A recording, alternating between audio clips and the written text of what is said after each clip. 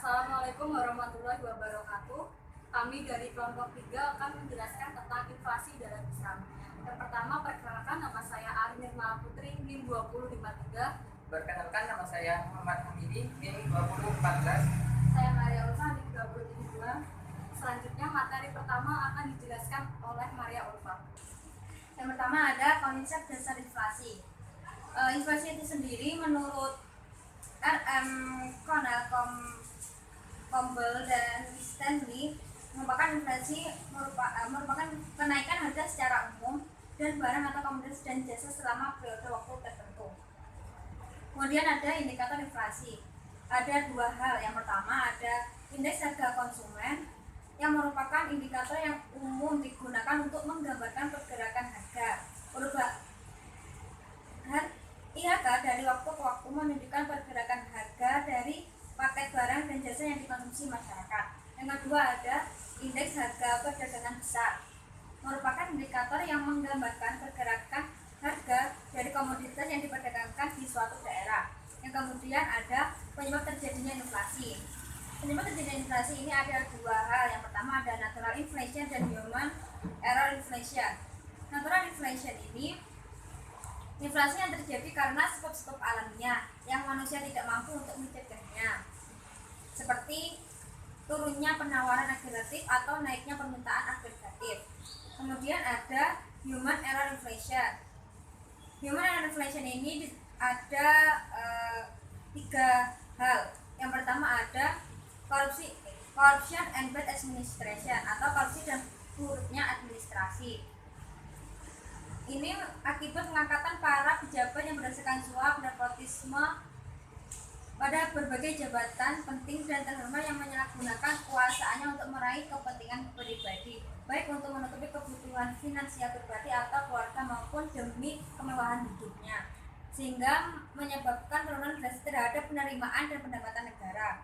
Yang kedua ada excessive tax atau pajak yang tinggi. Pajak yang tinggi yang ditentukan oleh pejabat ini menimbulkan produk-produk yang dijual belikan di suatu negara itu menjadi naik, sehingga menjadi naik. Yang ketiga ada excessive signal atau percetakan uang berlebihan. Percetakan uang yang berlebihan ini menyebabkan uang menjadi banyak di suatu negara, sehingga menyebabkan nilai mata uang itu sendiri menjadi rendah. Yang keempat ada jenis inflasi. Jenis inflasi menurut sifatnya ada tiga. Yang pertama ada inflasi merayap, inflasi menengah, dan inflasi tinggi. Inflasi merayap ini ditandai dengan laju inflasi yang rendah atau kurang dari 10% per tahunnya. Kenaikan harga berjalan secara lambat dengan persentase yang kecil dan dalam jangka yang relatif lama. Yang kedua ada inflasi menengah, ditandai dengan kenaikan harga yang cukup besar, biasanya double digit atau triple digit, dan kadang-kadang berjalan dalam waktu yang relatif pendek serta mempunyai sifat akselerasi. Yang ketiga ada inflasi tinggi. Inflasi tinggi ini yang paling parah dari inflasi-inflasi yang sebelumnya, yaitu bisa harga-harga produk bisa naik sampai 5 atau 6 kali lipat. Kemudian ada jenis inflasi menurut sebab terjadinya. Ada demand pull inflation dan cost push inflation.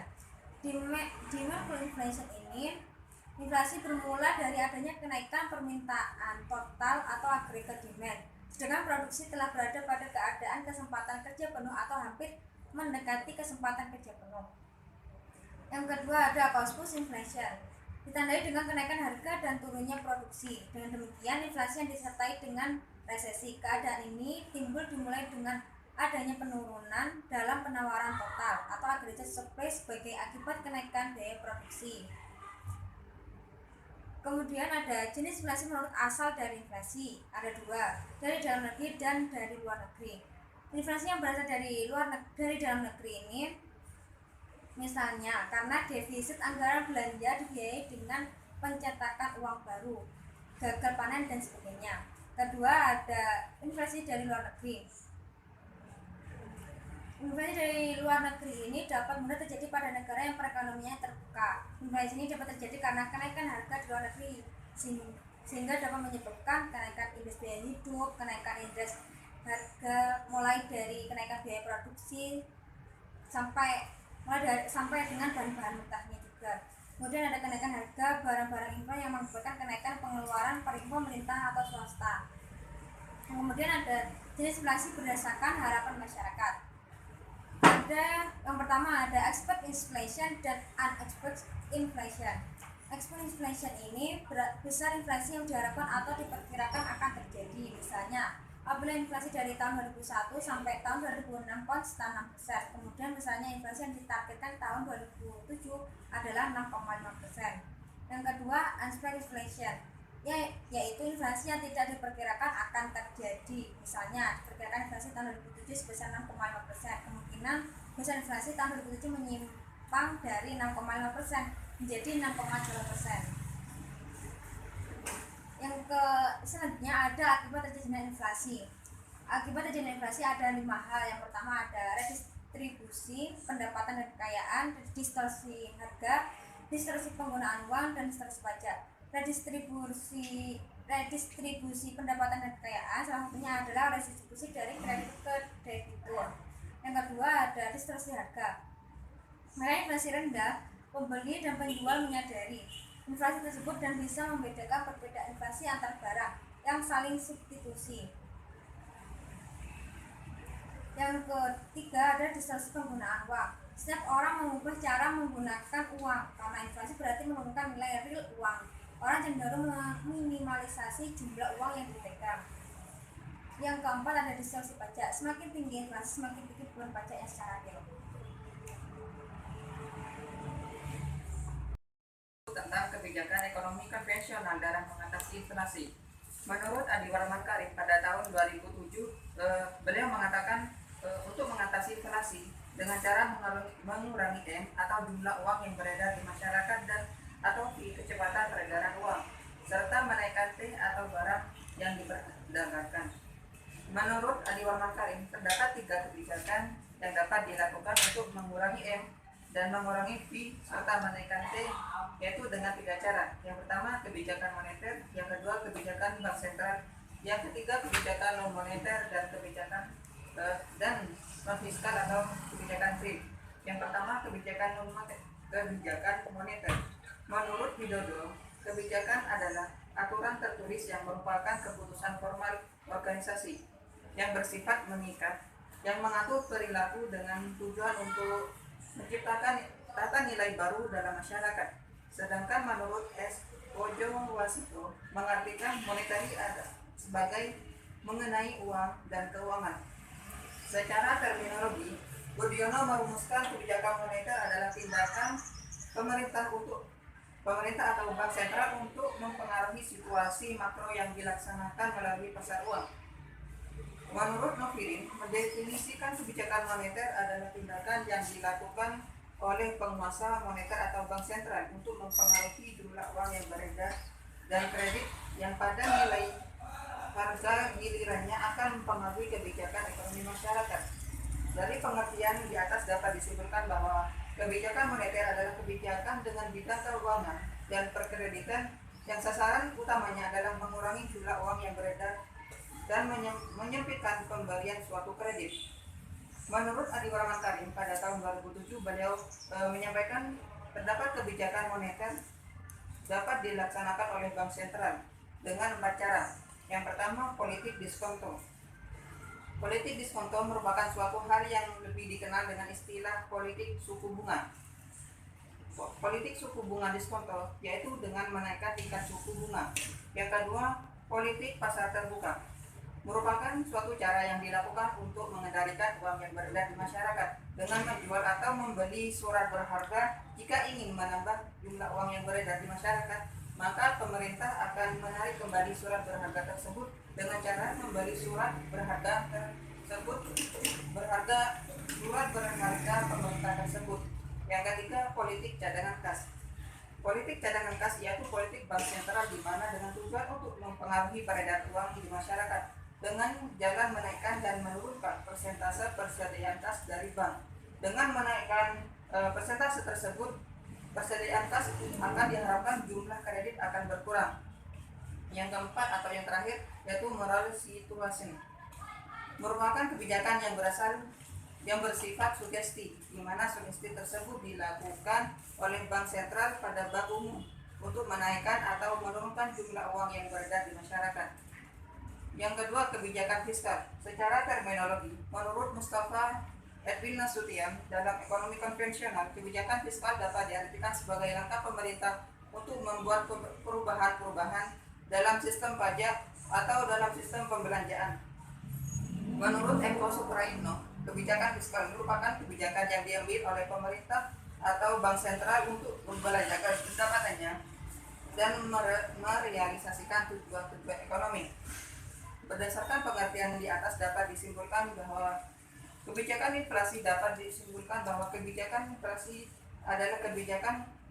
adalah sebuah kebijakan dalam bidang ekonomi di mana diterapkan oleh pemerintah dalam hal manajemen keuangan dari negara yang dilakukan dengan tujuan untuk membawa keadaan perekonomian yang lebih baik serta mengatasi permasalahan-permasalahan ekonomi yang ada.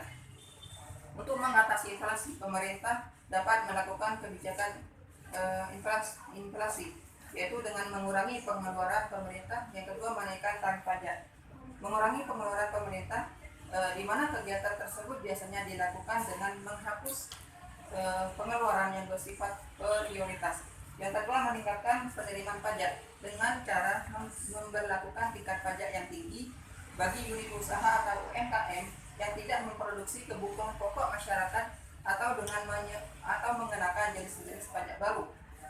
Yang ketiga, kebijakan non-moneter dan fiskal atau kebijakan real. Kebijakan ini diperuntukkan untuk mengatasi inflasi di luar dari kebijakan moneter dan kebijakan fiskal, di mana kebijakan ini biasanya dilakukan dengan cara meningkatkan hasil produksi baik dari sektor pertanian, sektor perikanan, sektor pertambangan dan lain sebagainya. Kebijakan upah atau gaji dari karyawan, pengendalian harga dari suatu komoditi serta pendistribusian barang untuk kebutuhan masyarakat di sekitarnya. Selanjutnya yaitu ada inflasi dalam perspektif Islam. Inflasi dalam Islam menurut Ahmad Ibnu Al-Madrisi yang merupakan salah satu murid dari Ibnu Khaldun mengeluarkan inflasi itu ada dua yang sama seperti di inflasi dalam konvensional, ada natural inflation dan human error inflation. Natural inflation merupakan jenis inflasi yang diakibatkan oleh sebab-sebab alamiah di mana orang tidak mempunyai kendali atau tidak dapat mencegah terjadinya inflasi tersebut.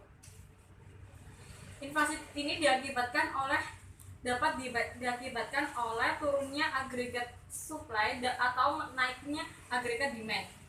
Seperti halnya pada masa pemerintahan Khalifah Umar bin Khattab, pada masa itu kafilah pedagang yang menjual barangnya di luar negeri membeli barang-barang lebih sedikit dari luar negeri daripada nilai barang yang mereka jual di luar negeri tersebut, atau positif net export yang mana nilai ekspor lebih tinggi daripada nilai impor.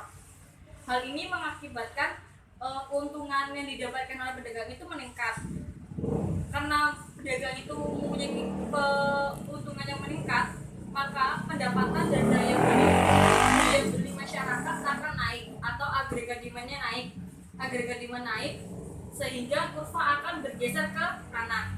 Dan kebijakan yang dilakukan oleh Umar saat itu yaitu untuk mengatasi masalah tersebut, beliau melarang masyarakat untuk membeli barang-barang atau komoditi selama 2 hari berturut-turut, yang mana akibatnya adalah turunnya permintaan agregatif dalam perekonomian sehingga harganya kembali normal. Yang kedua itu ada human error inflation. Human error inflation ini ada 3, yaitu korupsi dan administrasi yang buruk, pajak yang berlebihan, dan pencetakan uang dengan maksud menarik keuntungan yang berlebihan. Corruption and bad administration ini akan mengganggu tingkat harga karena para produsen akan menaikkan harga jual produksinya untuk menutupi biaya-biaya seruman atau biaya-biaya yang saatnya tidak dikeluarkan. Biaya-biaya ini akan dimasukkan ke dalam cost of goods sold, yang mana akan mendorong average total cost dan marginal cost naik, sehingga harga jual pada pada harga jualnya tuh pada keadaan normal profit akan naik menjadi P2. Yang kedua itu ada excessive tax, yang mana ditimbulkan oleh pajak yang berlebihan pada perekonomian, yang efeknya itu hampir sama seperti korupsi dan administrasi yang buruk, yaitu kontraksi pada kurva agregat supply akan turun. Yang ketiga itu ada excessive seigniorage, yaitu keuntungan dari pencetakan uang yang didapat oleh percetakannya, yang mana biasanya percetakan ini dimiliki oleh pihak penguasa atau pemerintah, yang menurut ekonom Ibnu Al-Maqdisi ini berpendapat bahwa pencetakan uang yang berlebihan jelas akan menaikkan harga atau P, maka sebaiknya uang ini dicetak pada tingkat minimal yang dibutuhkan untuk bertransaksi jual beli dan dalam pecahan yang mempunyai nilai nominal paling terkecil agar supaya tidak ditumpuk atau di-hoarding. Selanjutnya, akibat dari inflasi ini menurut para ekonom Islam akan menyebabkan keburukan bagi perekonomian. Salah satunya, yang pertama ada menimbulkan gangguan terhadap fungsi uang, terutama terhadap fungsi tabungan atau simpanan, fungsi dari pembayaran di muka, dan fungsi dari unit perhitungan. Yang kedua, melemahkan semangat menabung dan sikap terhadap menabung dari masyarakat atau turunnya marginal propensity to save.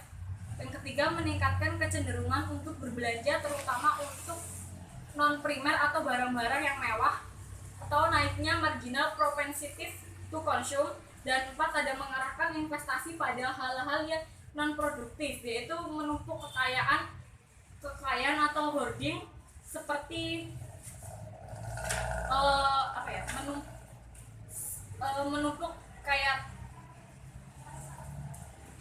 logam mulia, mata uang asing, dan mengorbankan investasi ke arah produktif seperti pertanian, industrial, itu akan melemah investasi di bidang tersebut. Yang selanjutnya itu ada kebijakan ekonomi Islam dalam mengatasi inflasi. Yang pertama yaitu uang sebaiknya dicetak hanya pada tingkat minimal, seperti kata Ibnu Al-Maqdisi yang berpendapat bahwa uang sebaiknya dicetak hanya pada tingkat minimal yang dibutuhkan untuk bertransaksi jual beli dan dalam pecahan yang nilai nominalnya terkecil agar tidak ditumpuk atau di-hoarding. Selanjutnya ada kebijakan fiskal, yaitu kebijakan pada Baitul Mal yang memberikan dampak positif bagi penawaran investasi, penawar agregat, dan secara tidak langsung memberikan dampak pada tingkat inflasi dan pertumbuhan ekonomi. Yang ketiga itu ada menerapkan strategi Dus Idle Fund atau pajak terhadap dana menganggur, yang dicontohkan contohnya itu ada instrumen kebijakan moneter Islam yang dilakukan oleh BI dengan giro wajib minimum atau BWM pada BI, yang besarannya itu ditetapkan oleh BI berdasarkan persentase tertentu dari dana pihak ketiga DPK. Dana DPK ini yang dimaksud yaitu dalam bentuk giro wadiah, tabungan mudharabah, deposito investasi mudharabah, dan kewajiban lainnya seperti sertifikat investasi mudharabah antar bank, SIMA, atau sertifikat wadiah Bank Indonesia. Sekian presentasi dari kelompok kami. Wassalamualaikum warahmatullahi wabarakatuh.